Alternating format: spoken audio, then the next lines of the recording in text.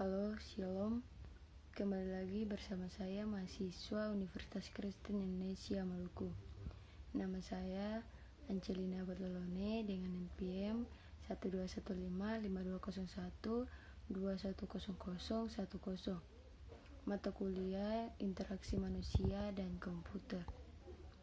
Di video kali ini saya akan menjelaskan tentang aplikasi web yang kerangka kerjanya terkait interaksi yang terjadi antara manusia dan komputer, termasuk proses perancangan interaksi.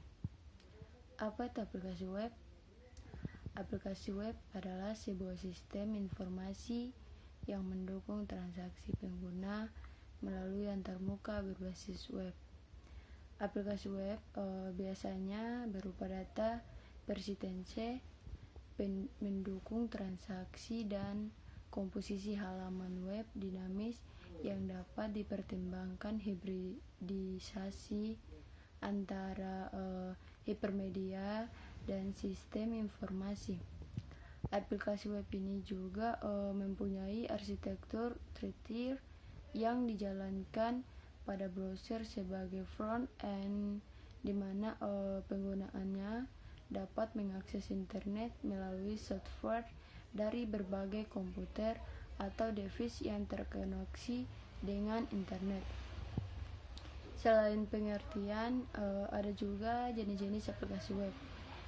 Antara lain, pelanggan berhadapan dengan aplikasi yang dikenal sebagai e-commerce atau bisnis ke bisnis yang menggunakan internet. 2. Pegawai berhadapan dengan aplikasi yang menggunakan internet di dalam perusahaan, seperti contoh aplikasi laporan akuntansi perusahaan.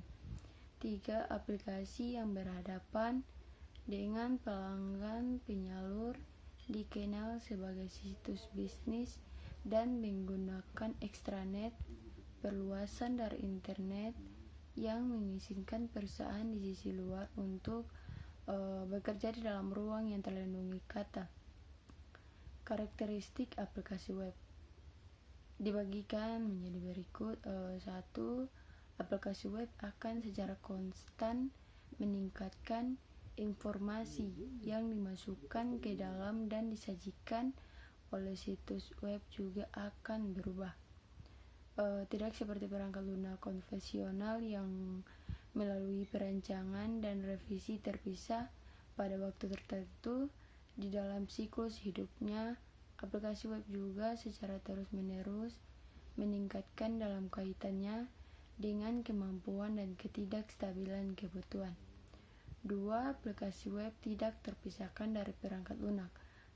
Konten yang dapat menjangkup yaitu teks, grafis, citra, audio, dan video terintegrasi dengan pengolahan prosedural. 3. Aplikasi web bertujuan untuk digunakan secara luas oleh komunitas pengguna yang variabel dengan sejumlah besar pengguna anonim. 4. Sistem berbasis web adalah content drive dan data drive. Sistem berbasis web ini meliputi penciptaan dan manajemen dari konten, seperti halnya ketentuan yang sesuai untuk penciptaan konten dan pemeliharaan. Secara umum, kebanyakan sistem berbasis web serbuka atau Anvil menyokong kreativitas visual dan inkorporasi multimedia dalam proses presentasi dan antarmuka.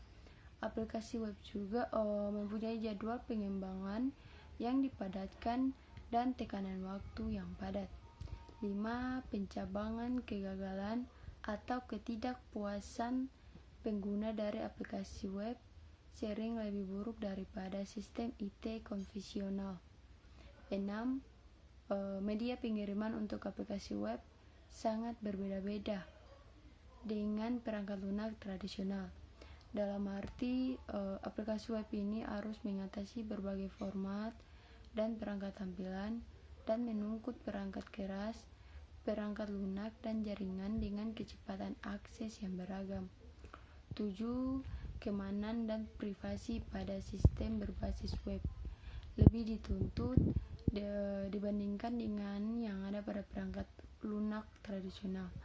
Selain itu, web menunjukkan suatu ikatan yang lebih besar antara seni dan ilmu daripada yang secara umum ditemui dalam pengembangan perangkat lunak. Dan yang terakhir, arsitektur aplikasi web. Ada dua komponen dasar dalam arsitektur web, yaitu browser web dan server web. Browser web menawarkan antarmuka grafis untuk pengguna dan bertanggung jawab untuk komunikasi dengan server web. Dengan penjelasannya sebagai berikut. 1. Pengguna meminta suatu layanan dengan mengklik sebuah perintah dengan keyboard. 2.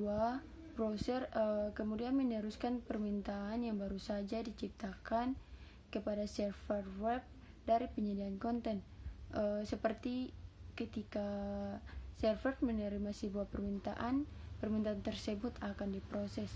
3. Ketika pemrosesan diadakan, server web kemudian mengirimkan kembali respon tersebut ke browser. 4. Ketika browser menerima respon tersebut, browser menerjemahkannya ke dalam bentuk yang dapat dibaca oleh manusia. Demikian ringkasan penjelasan dari video saya. Kurang lebihnya mohon maaf. Semoga bermanfaat bagi kita semua. Terima kasih, Tuhan memberkati. Shalom.